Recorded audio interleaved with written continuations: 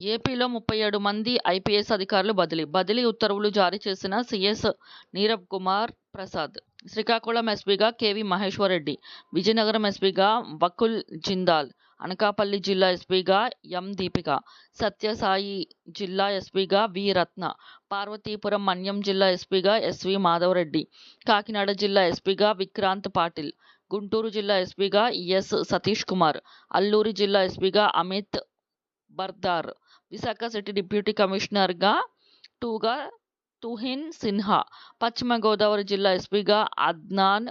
నయీం ఆస్మి, తూర్పుగోదావరి జిల్లా ఎస్పీగా డి నరసింహకిషోర్, అన్నమయ్య జిల్లా ఎస్పీగా వి విద్యాసాగర్ నాయుడు, కోనసీమ జిల్లా ఎస్పీగా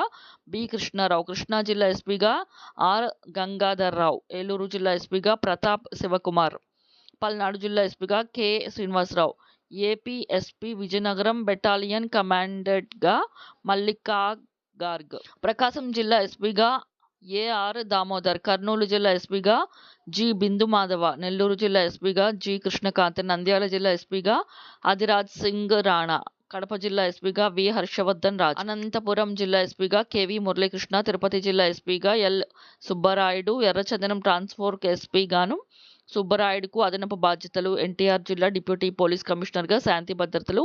గౌతమి శాలి, ఇంటెలిజెన్స్ అడ్మిన్ ఎస్పీగా వి గీతాదేవి, డీజీపీ ఆఫీస్లో రిపోర్టర్